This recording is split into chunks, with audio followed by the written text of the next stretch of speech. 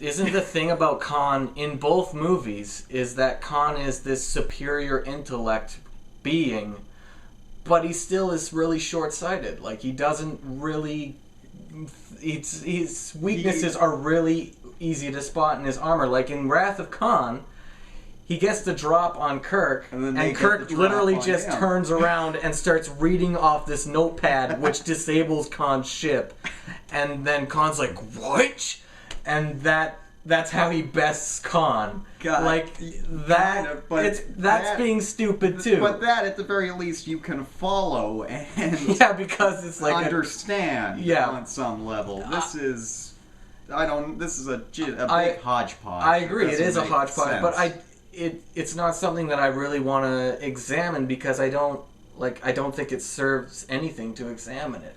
Like, I think everybody... the whole movie has that but what I'm attitude, saying is that everybody's got their own little plan, and they keep getting screwed over, and things keep changing, and then Khan finds his moment to sort of get the drop on everybody and get out of there with his crew, and that's when the movie, really just settles on its... and it gets tense and it gets good. I don't think it does. I think that there's... That ship, plows through San Francisco and kills, probably tens of thousands of people. Probably, yeah. Nobody cares. Who cares?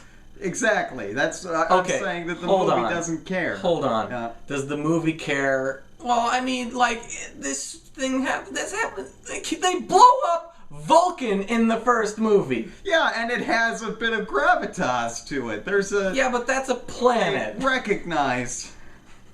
but it's full of Vulcans. That's just Alderaan.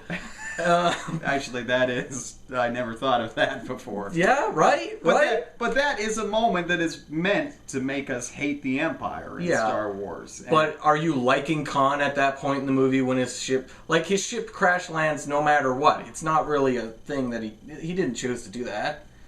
They blew up his ship. Yeah. So, I mean, that's just sort of what happens. You can't really sit there while your Enterprise is falling into the atmosphere. Those people, oh God!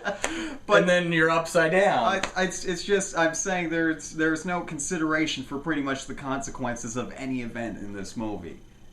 For instance, the fact that we now have magic blood that can bring people back from the dead. Well, actually, people who have been dead... for several... No. That's the reason they put Kirk in the chamber, was to slow the decay of his cells. Of his brain. Something. But that's already been going on for a while. He is... Oh, he was in the radiation chamber for 3 minutes. And he was dead. Yeah, he was a dead person. I know, but it's not the same as a half-decomposed person. They're not going to revive everybody. Well, anyway. The point that I was originally making was that Cumberbatch in this movie, I love him. I really love him. I love everything he does. I love when he just is talking normally, when there's talking... when he's just talking... Everything he does, but your first item on the list, you have to resort to talking normally. What? When he's talking normally, when he's staring at things, when he's standing. What does Khan in Wrath of Khan do that's any different? He's at the control of that ship. Buried alive. But that's the whole movie! Buried alive. But he's just sitting there. And Khan does the same sort of stuff. He put a bug in the ear of the... Oh my God! He crushed a guy's skull!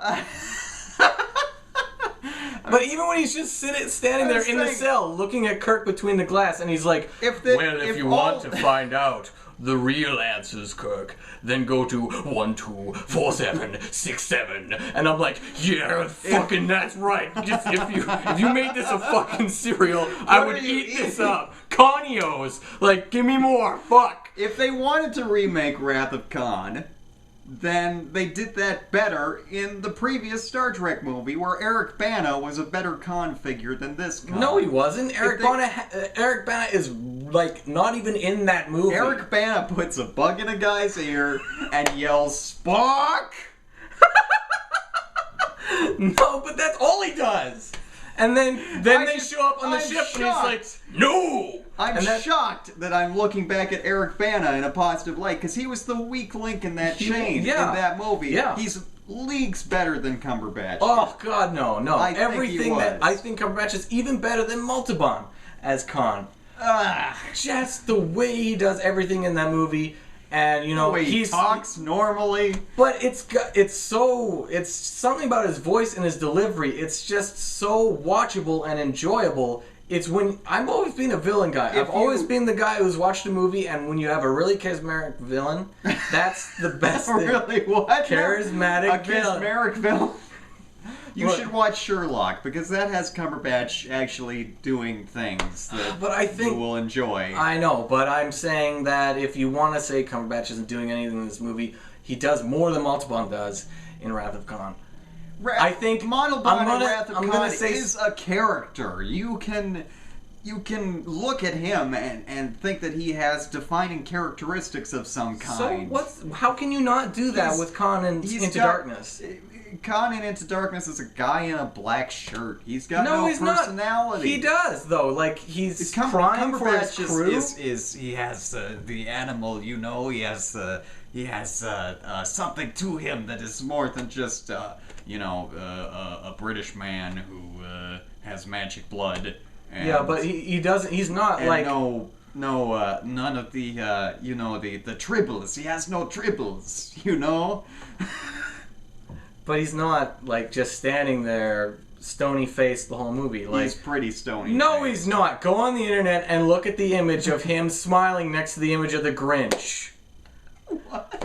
I'm not even making that up. Like the faces he pulls No, in this movie. I'm wondering. I'm saying what because he smiles in this movie. Yeah, he does. When I don't even remember when it is in the movie, but he's like when he's savoring moments. He's good. Like it's really good. It's really fun to watch. The movie would be no. Here's my thing. It would be no different if Khan in this movie was John Harrison. There would be Yeah, no but- difference. but So why bring you back need- Khan for that? I know, but then if you're not going to do anything with it. I think they did something with it. Just because they took portions of They Wrath took of away Khan. everything interesting about him. I don't think so. I think I watched these movies, and then the controversy rising up from the portrayal of Khan was interesting to me because I really liked what he was in the movie. So I watched the first two Star Trek movies, and the motion picture's okay. It's pretty slow. Yeah. Wrath of Khan is a good movie. I like a lot about it, but it sort of feels to me like that's it. Like this is the creme of the crop of Star Trek offerings. Like no wonder I never got into this franchise if this is the best you can give me. I'm going to say that I don't exactly hate this movie, but Yeah. I think that it wastes pretty much every opportunity that it gets. Most of the cast has nothing to do, and that cast is great, but Sulu gets absolutely nothing in this movie. Well, all Sulu got in the first movie was a little fight fencing. with Kirk.